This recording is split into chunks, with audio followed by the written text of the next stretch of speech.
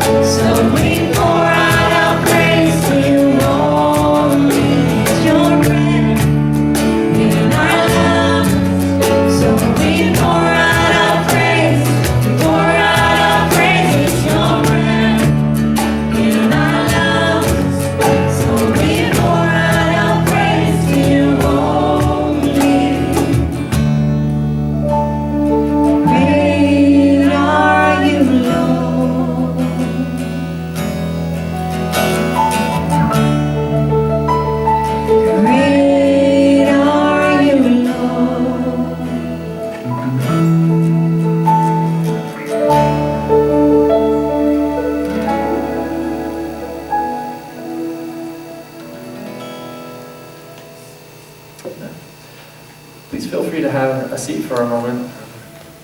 Realizing how great God is, some of how we remind ourselves of that is hearing testimonies of what God has done in other people's lives. And so Caro today was going to share a bit of her story. This is also her last Sunday to get to be with us, at least on a consistent basis, so she's getting to share. Hello. Good Sunday. Happy Sunday. I'm not a great public speaker, so bear with me a little bit. But yeah, even though I don't like public speaking all that much, I do feel really urged to share with you how God has worked in my life. And since this is my last Sunday, I can't really prolong it anymore, right? Now I have to share it. So what I want to share with you today, I don't know, can you hear me? Yeah. Okay. Is actually an image or two. I don't know if both got to there in the end. But yep. Oh, there it is. So now you know exactly what it is, and I can just leave, right? This is a bit confusing, so I'm going to have to explain this. But it's called, well, I would call this kind of like a circles going forward type of motion. And it just so happens to be kind of my favorite way of illustrating the healing process. And the story that's connected to this image for me it's a story about grades, but it's also just really not about the grades in the end. And for you to kind of understand what I mean by all of that, I have to rewind a little bit. When I was 15, I went to the US for a year as a foreign exchange student, hence the accent.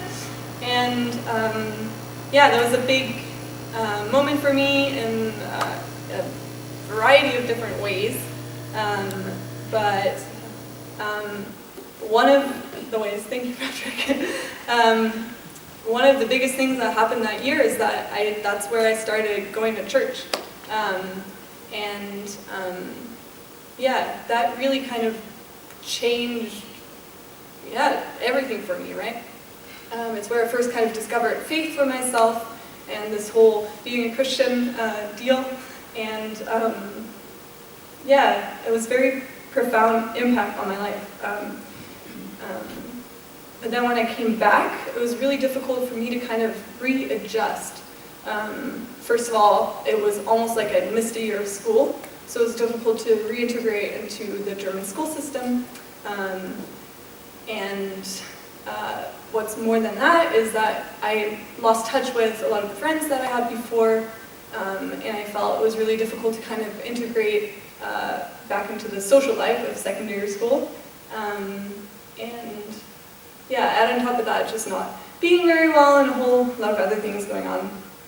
And this profound kind of change happening in my life that I couldn't quite explain myself yet, and I didn't feel like anybody else would be able to understand either, so that made me kind of feel very isolated.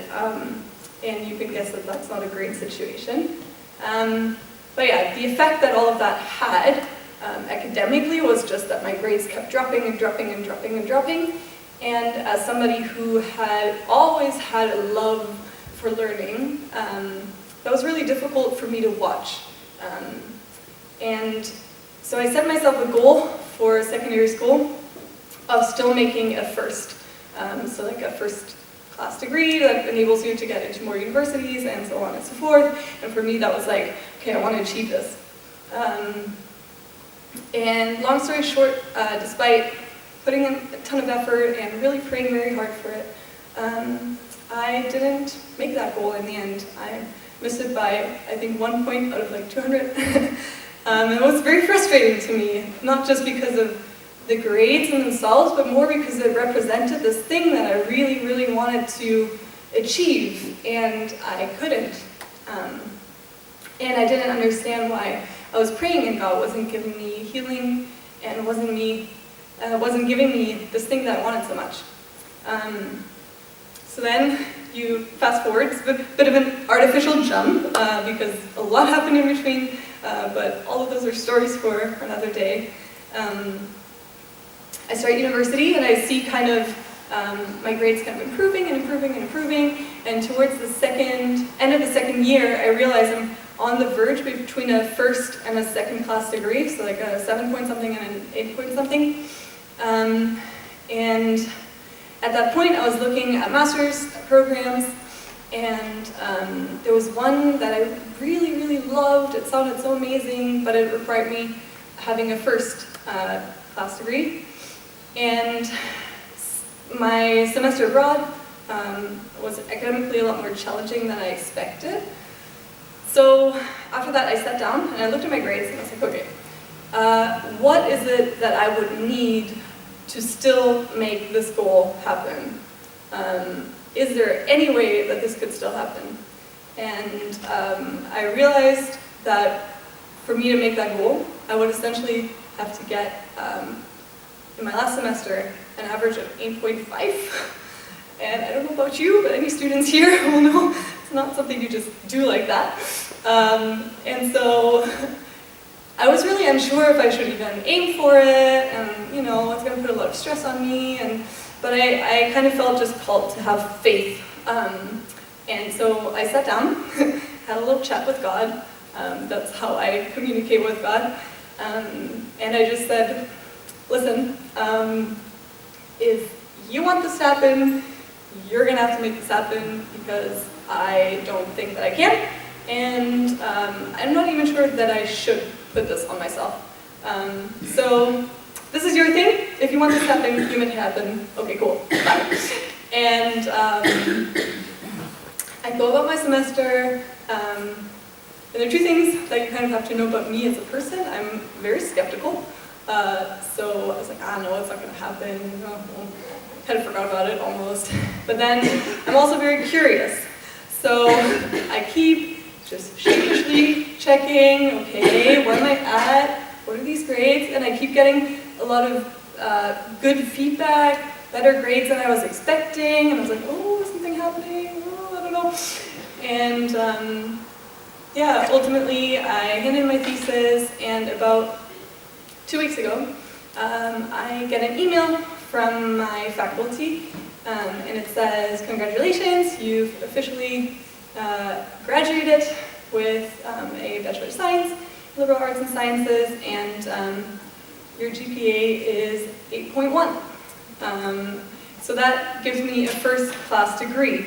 And I sat down and I was speechless, and I just started crying, because to most people that probably doesn't mean that much. But to me, God knew that this was going to mean a lot to me. And that's how the story is about grades, right? But it's also just really not. And it's not about how I'm such a great person, and I'm a great student, and I'm so smart, and I work so hard. Because even comparing to secondary school, I put in all my effort then, and it wasn't enough. And this time, the difference is that God decided to give me this gift, and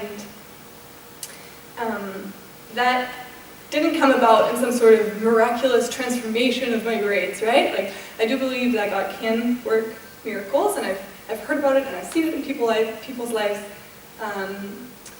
But God can also work in very real ways.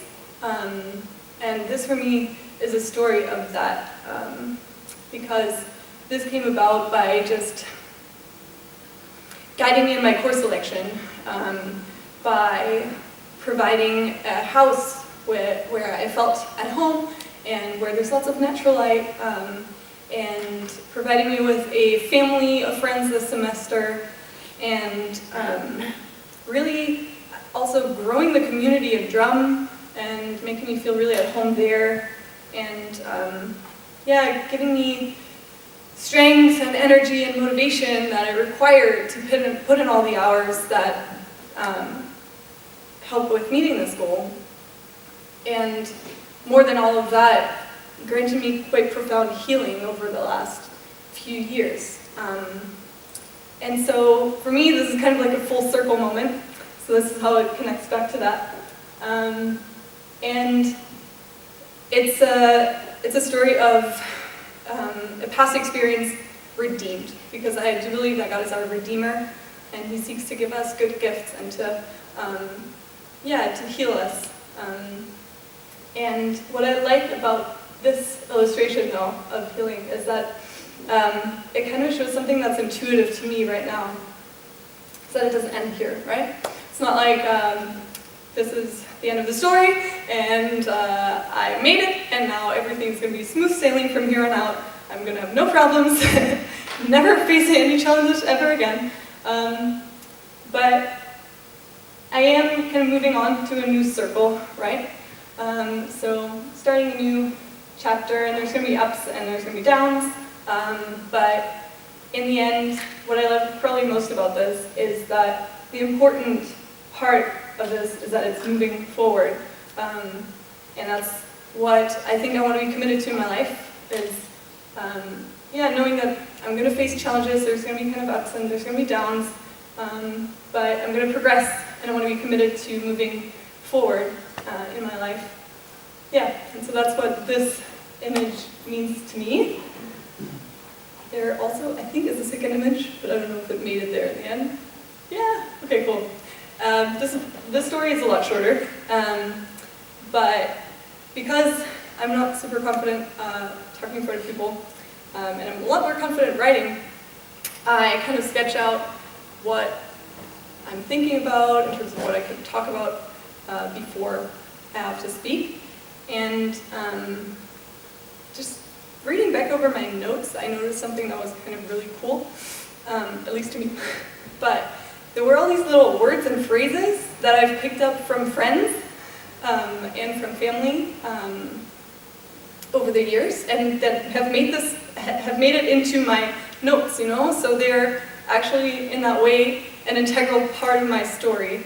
And that's why I thought of this mosaic, because it's kind of like all these different puzzle pieces, all these little pieces from different people, and they come together, and then they create something that is bigger than itself, right? And for me, that illustrates something, probably the biggest thing that I've learned just being part of this community over the last 3 years. To let other people be part of my process, to really invite others in, and that's super scary. And it's risky as well, right? Because, well, people can also hurt you, and so it requires wisdom and it requires discernment. But more than any of that, it really invites so much goodness and so much grace, and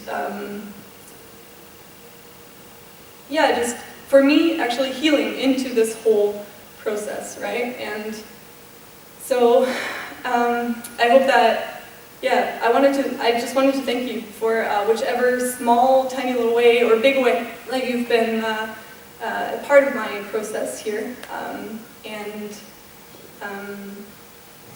that you've kind of become part of my mosaic, and I hope that going forward we can always do that for each other in this community and wherever we go, that we can kind of keep being part of each other's lives and each other's stories, and that God can use that in us. Yeah. Thank you.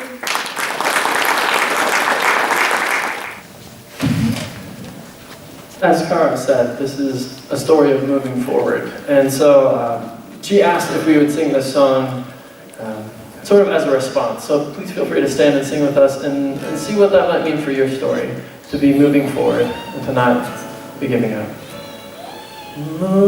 Not going back, moving ahead, here to declare to you, the past is over and you, things are made new, surrender my life to Christ, I'm moving forward.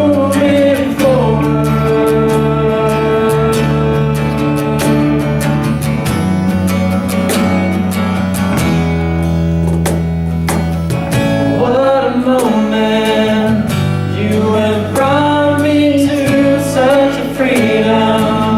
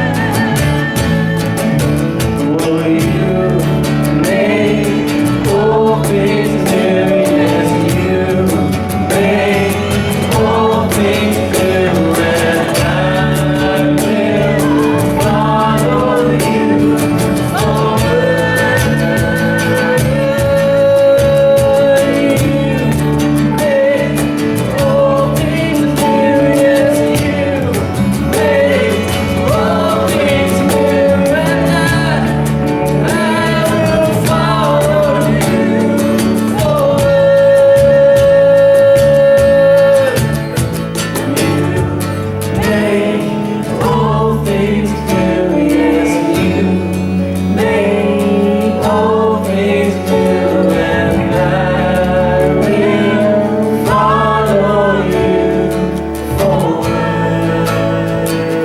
One more time. You make all things new. Yes, you make all things new, and I will follow you forward.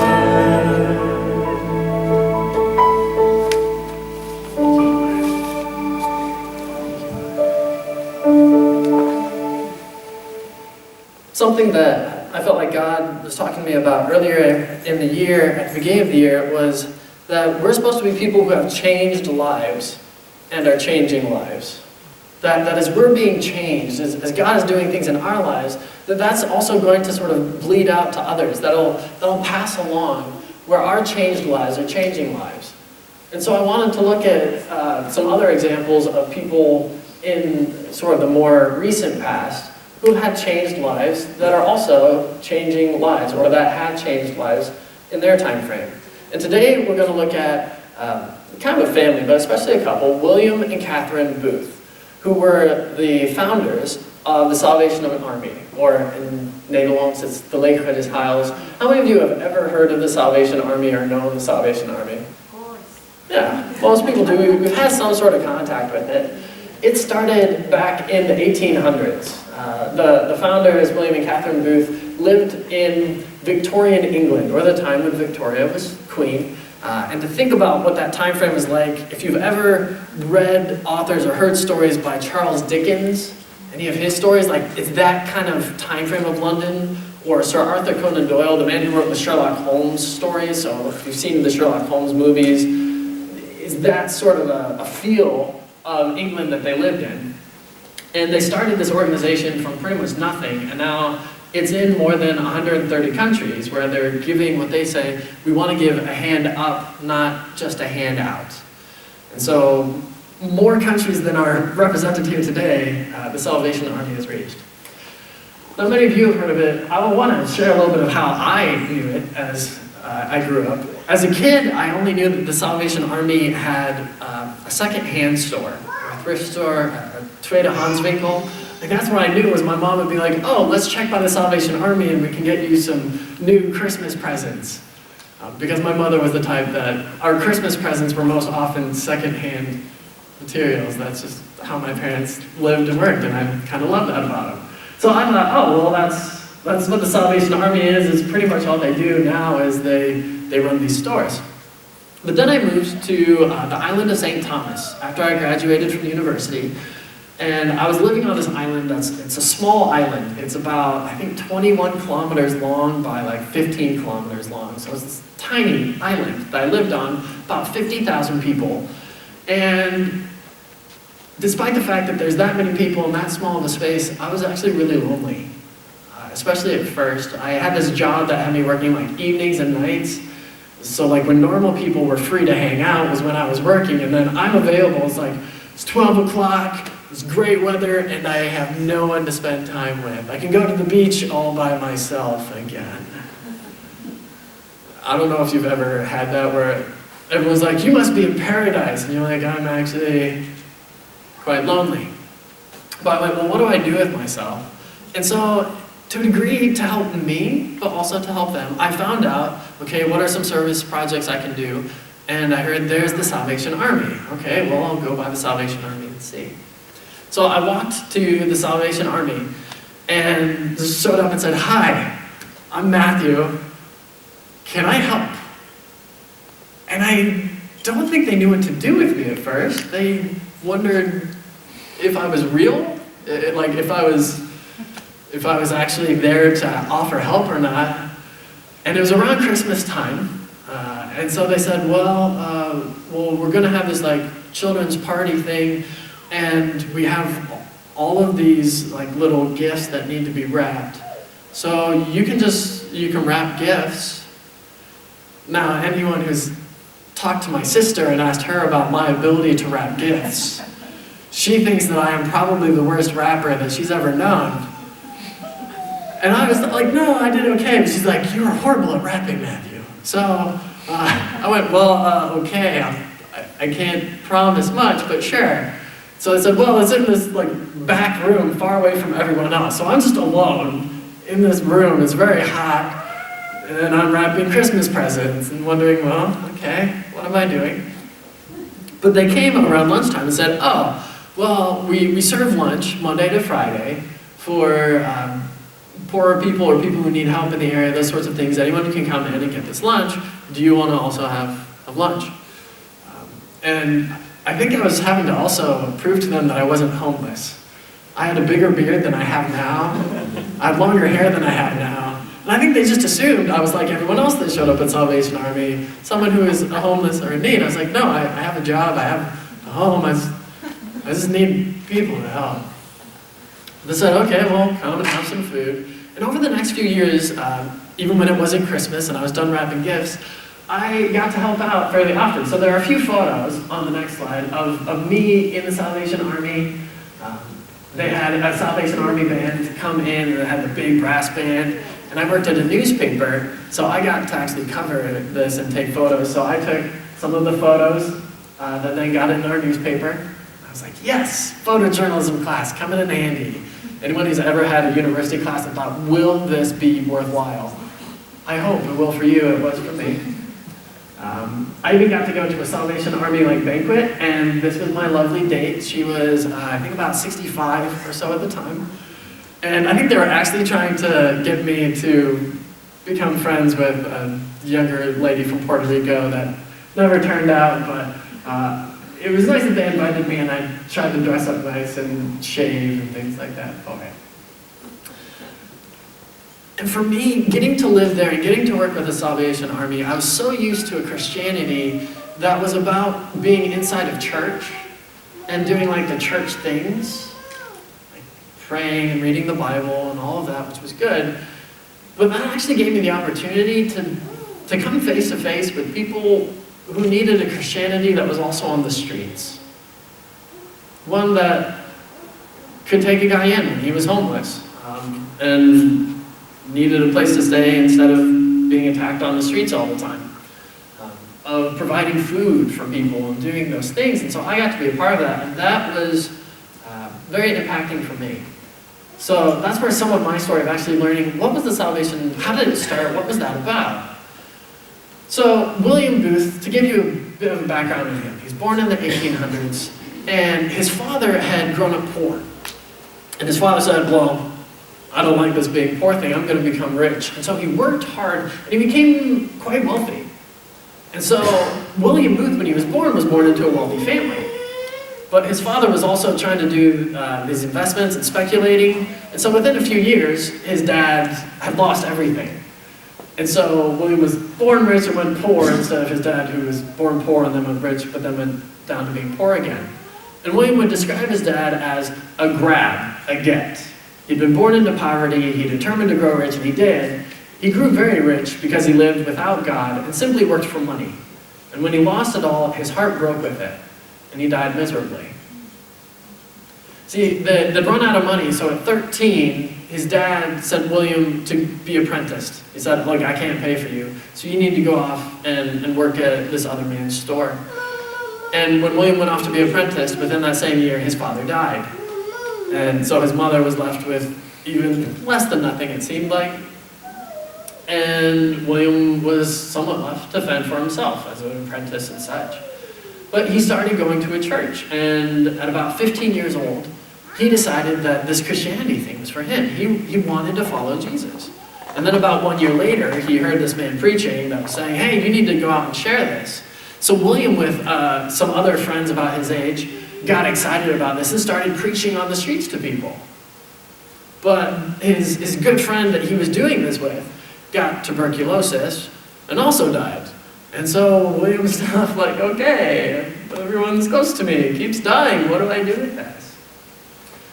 He eventually decided to try to go into ministry and become a Methodist priest or preacher. He did that, he got married to a woman named Catherine, And he was working, but he always felt kind of constrained by what he was doing, and he wanted to actually help people, and they seemed to be trying to just stick him into the church. And so he decided, I don't think that this pastor thing is for me, but going around and like just going on the streets, going to where people are and preaching, I can do that. And so as he did that, he eventually was invited to come to East London and preach there. And East London in the 1860s was not a nice place. One writer wrote that about every fifth store was a gin shop. And they would have these little stairs so that even the smallest child could climb up and order from the counter if they wanted to. This sort of thing like, 4-year-olds just going around getting alcohol. And that was sort of the atmosphere that this was in. Now the 1800s were this exciting time for discovery for the world. Around the 1800s, or in the 1800s, you had Charles Darwin, who had traveled to the Galapagos Islands, and there's all this, we're adventuring and learning new things. There was David Livingstone, who went to explore Africa, and is called the first European to travel across Africa, what they considered the dark continent at the time, and it was like, so exciting. But William Booth had this, we talk about other far lands and dark places, but we need to start where we are. And London is a dark place.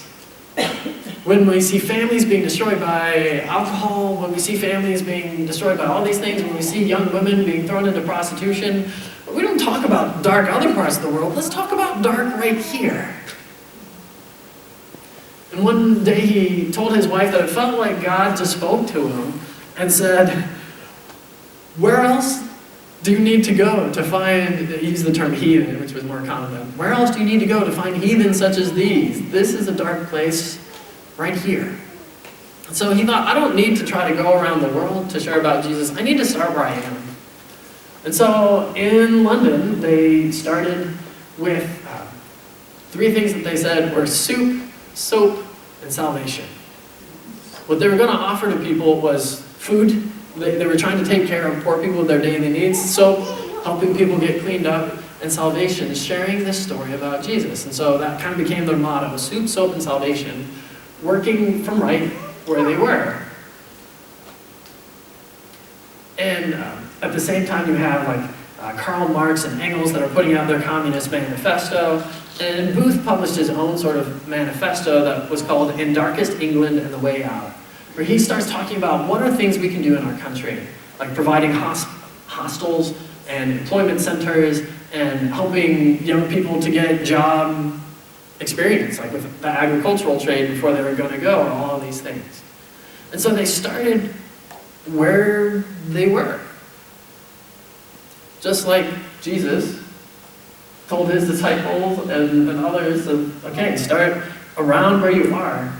We're told in Acts that God's purpose for the nations was that people would seek after him and find him, though he's not far from each one of us.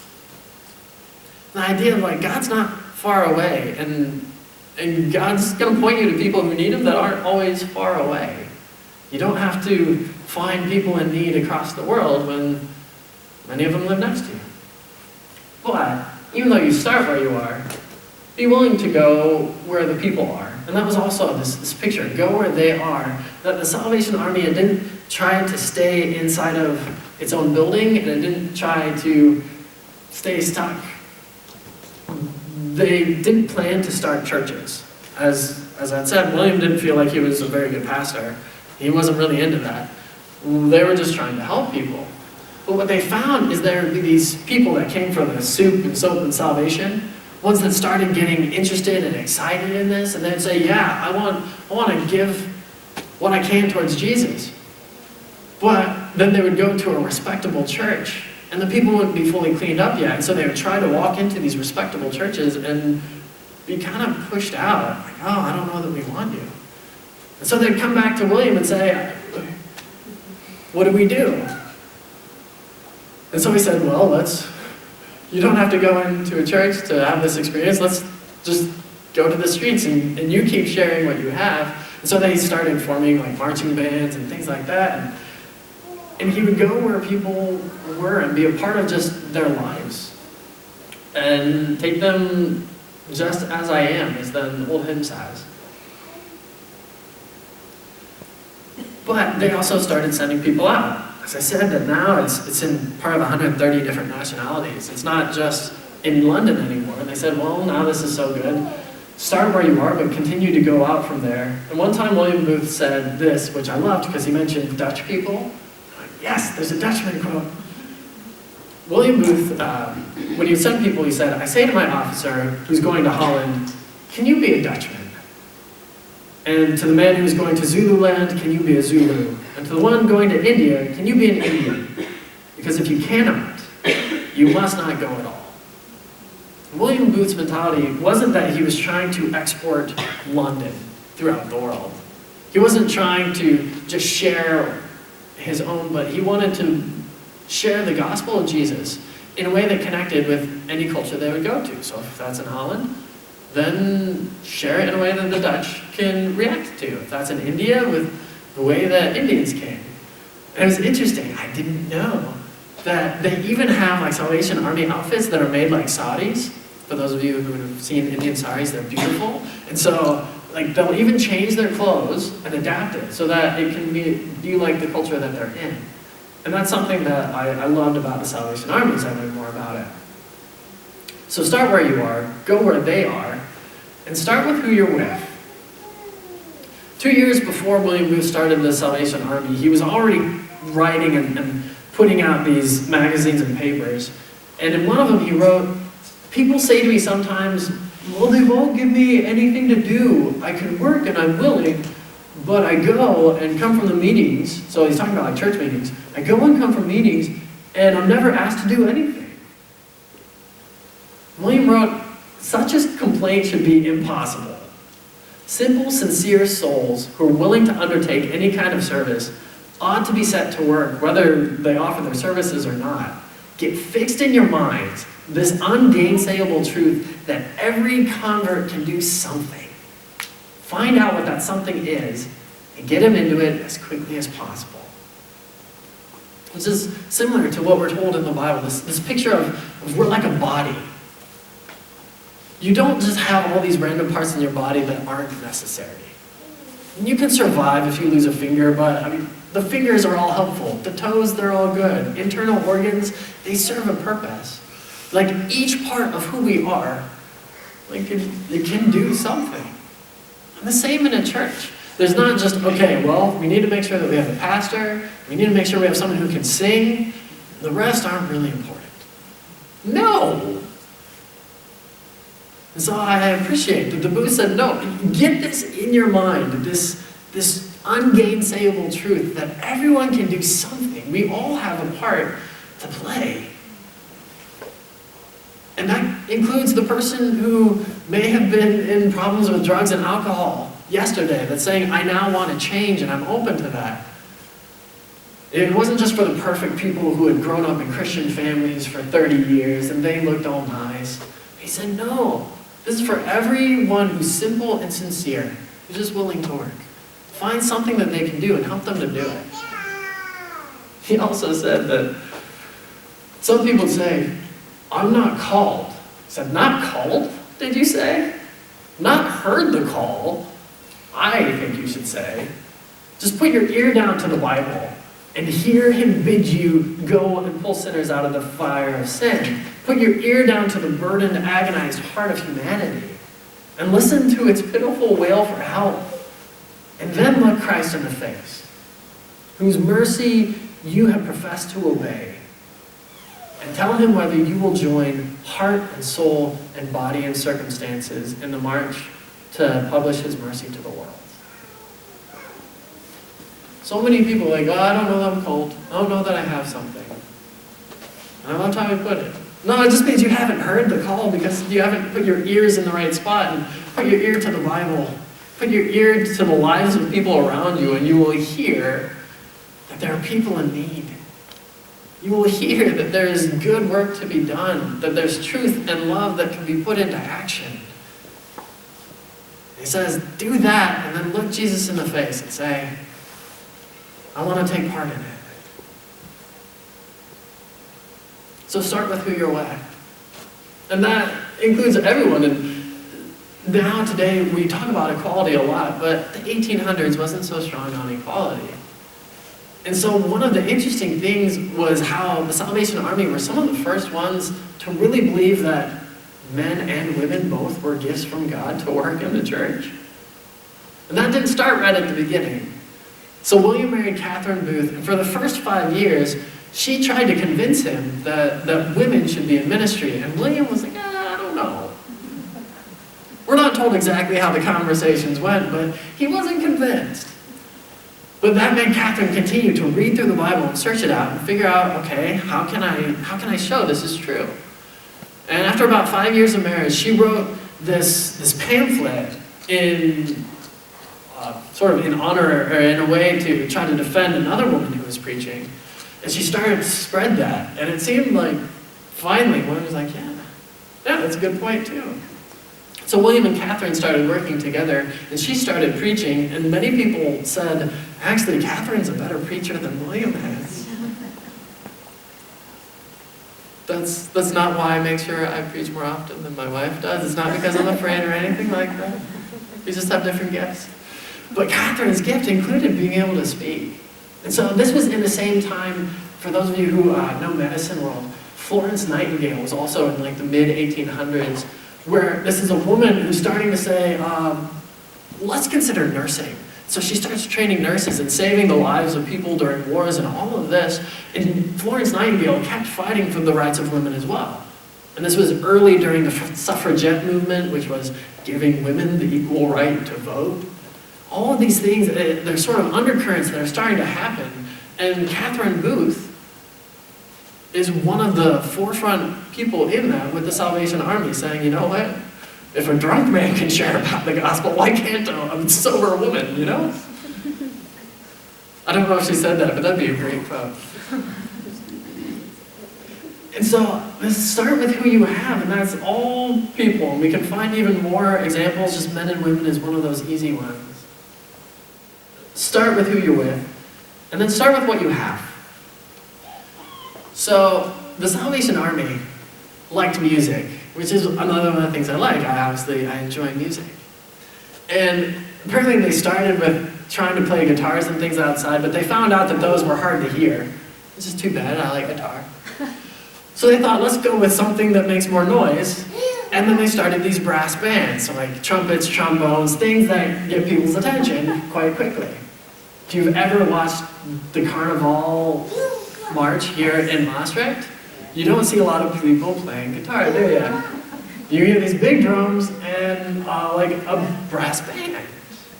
Because it's loud and it gets heard. And they said, let's do what we can use something and let's get heard. And they would take songs and melodies that were, people knew the tune of it, but then they would put the words of their message to it, the story of Jesus. And so they took tunes that would be like bar tunes and say, okay, this is going to be something that the people will know and they can sing along with, but then we'll put words to it, which was common at the time. There's all these poems that then got put to different songs. If you ever heard Green Sleeves, and that's the same as several Christmas songs, the Salvation Army said, hey, let's take these songs that people will know the tune of, but then we'll put the words to it, and hopefully it gets stuck in their heads. I love music getting stuck in people's heads. So one way that they did that was through music. And some people are like, oh no, you shouldn't do that. You can't take normal songs. That's the devil's music. I don't know if you've ever heard someone say that, but legitimately, some people will be like, that's the devil's music. And William said, secular music, do you say belongs to the devil? Does it? Well, if it did, I would plunder him for it, or I would steal it back from him. For he has no right to a single note of the whole seven, if you follow like musical Western theory. He has no right to a single note of the whole seven. Every note and every strain and every harmony is divine, and it belongs to us. Amen. So I liked his spirit, music is a tool that can be used. So one of the ways was music. But another thing that they kind of started with what they had was matches. And this is actually like based on old school Salvation Army matches. So we're in the midst of the Industrial Revolution, or like the second part of the Industrial Revolution in the 1800s, in the time of the booths. And horrible working conditions. And some of the worst conditions were in matchbox houses, or in like the factories for making matches. Now we are so used to seeing matches that have a lot of red on the end of it, right? Like you often see like red is kind of the main color. It's this red phosphorus. But at the time, they didn't use red phosphorus, they used white phosphorus, which is actually really damaging to people. It gave them something that they would call flossy jaw, and made people go bald, like prematurely. There's all these health problems, and so you have people who are packed into this factory, making these matches. It's horrible health conditions for them. They die early from it. And it was like, well, we need matches. And so the Salvation Army said, well, matches are bad, but can we actually change to red phosphorus instead of white phosphorus? And it was a little more expensive, but we'll kind of target it that way and say, look, what we are trying to do is make good labor practices that are better for the people working there. And if you'll pay just a little bit more for those, that will actually end up saving lives, and you'll have better quality matches, everything. And so they start this match factory. And even though they didn't end up becoming rich and famous off of their matches, and after, I don't remember how many decades, but after some decades they said, well, we can't keep this match factory open. You know part of why they couldn't? Is because now all these other match factories went, oh, well, we have to change our practices because then people are buying theirs. So they helped to change, and were some of the forefront of why we have now red matches, was because of the Salvation Army. And so then the whole group starts changing, and they say, well, we don't need to keep our match factory open because now these other factories have changed. They changed the business world at the time to help people. And part of that was Catherine Booth pushing for these social reforms, especially for women, and believing women needed to have better health conditions and equal pay as men got for the same jobs. These are people back in the 1800s that were fighting for this because of their love for Jesus and their belief that every person matters because they're all created by God. So whether that was making music, or whether that was making matches, or using other types of technology, William Booth said that he was somebody who liked to use technology at the time. So in the early 1900s, there's the invention of the car. Right? Like cars haven't been around forever. Cars get made. They went, ooh, let's do a car tour. And so he would do these like evangelism campaigns where they would take a car and travel around, and he would get to share the gospel from his car. Part of that was also easier because he started getting sick. He ended up having to have one eye removed, and the other eye had lots of cataracts and glaucoma in it. So but he didn't even let that stop him. He's like, you know what? Maybe I can't see to walk to all these places, but I can take a car. Use what I have. They had already been using the written word for a long time, pamphlets and such things.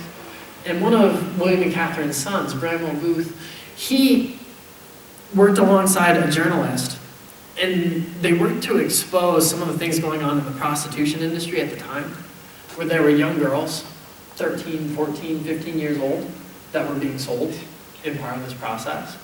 And they were the ones that were like, we need this to be seen, we need this to be known, because this is not okay. And so as they brought that out in the news, very soon thereafter, the British Parliament raised the age of consent for women to the age of 16. Which even like now we think, well, that's still a little young, we've moved. But at that time, from having no age to being 16, like they fought for things that made a difference in people's real lives. 14-year-olds can get messed up that way pretty quickly if you're getting sold as a sex slave, right? And they said, we want to do the things that actually change people's lives, and so they did. But starting with what you have, you're like, oh, let's use our music, or let's use the business know-how we have, or information or technology. You never forgot the importance of prayer. And sometimes that's starting with what you have. It's just all I have is a prayer. I have the ability to talk to God and ask Him to do something. There were a group of people that had gone out to try to start a new Salvation Army in an area, and it just wasn't working too well. And they wrote back to William and said, "Hi, we're just going to give up because we tried everything and it's not working." And he wrote back a 2-word response: "Try tears." And sent the message. That was it. Which was sort of like saying, try to actually care. Have tears in your prayers. Like, really, really press in for this. It wasn't try to throw money at the problem or try something else. Just try tears. And some of the guys then felt bad and they had to keep working. And it ended up being a very successful mission. There was another time in Bramwell, so the son of William and Catherine Booth, he had done this evangelistic campaign, and he preached one night, and so many people had decided that they wanted to change their lives. But there was one young man who, he's like, "No, I'm just not ready, I don't want to." And as they walked back to their hotel, they found out that this young man was the one who worked at the lobby of the hotel, like stood in front of the door, security kind of guy. And so Bramwell said to his assistant, "Go down and talk to the boy again and see, maybe he'll change his mind, since we know that he's standing right there." So the assistant went down and talked to him, and the guy said, "I'm sorry I can't come up right now, but maybe after I'm done with my work, I'll come up and talk to you. But I have to stay down here and do my job." So the assistant went back and told Bramwell Booth, "Yeah, he said he can't come now, but in a few hours." So Bramwell was like, "Well, then we're going to pray for that boy's soul. We're just going to keep praying." Probably the assistant was like, "I want to go to sleep." But the two of them were praying, and Bramwell was praying, like crying. He was so intensely praying. After a few hours, when the young man came up, he came up to the door and knocked on it and he said, "I have heard you praying. You've been so loud. I've heard you praying and crying. And whatever it is that you think is so important as that, I think I need to have that." And so he then chose to follow Jesus that night because of the intense emotional prayer of his people. Sometimes all you have, you can't persuade people, you can't coerce people, you can pray. And so use what you have, even if it's something as simple as that. And after all these things, just the last point that I have is never forget why you started. So often in our lives, right? We get excited about something, we start, we're doing this work, but then you get tired, or then you get discouraged, or then you get distracted, and we stop. Or we just run on to the next thing and we don't continue the work that we began. And we need to never forget why we started running this race of faith. And for the Salvation Army, for William Booth, he wanted to never forget why they started. And so, one of his most famous kind of poems that he wrote, he said this: "While women weep as they do now, I'll fight. While little children go hungry as they do now, I'll fight.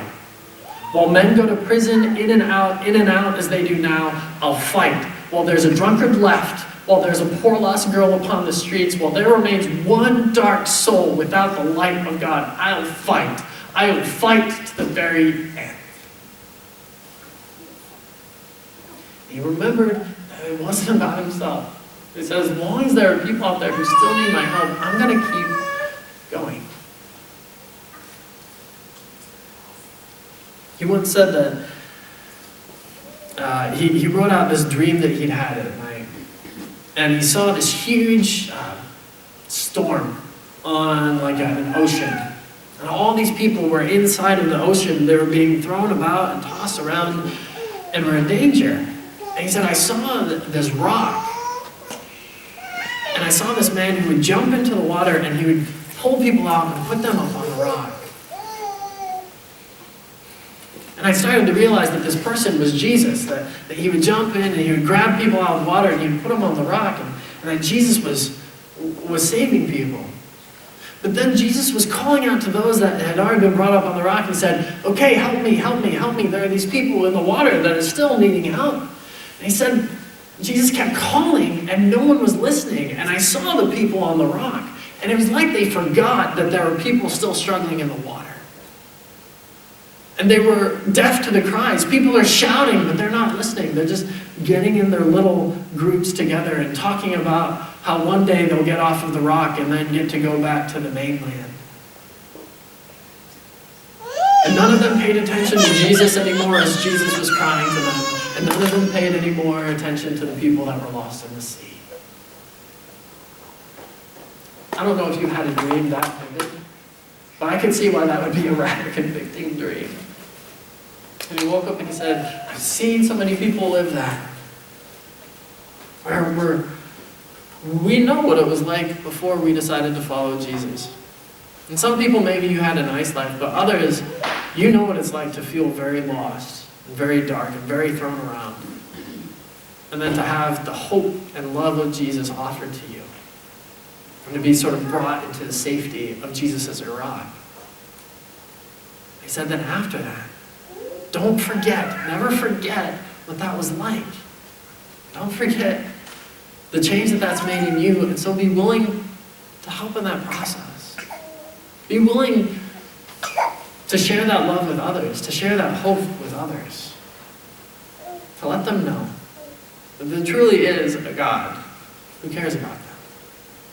Never forget why you started.